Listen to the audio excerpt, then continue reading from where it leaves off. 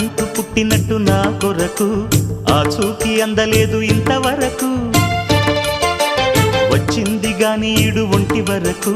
వేధించలేదు నన్ను జంట కొరకు చూశాక ఒక్కసారి ఇంత వెలుగు నా వంక రాను అంది కంటి కునుకు ఈ అల్లరి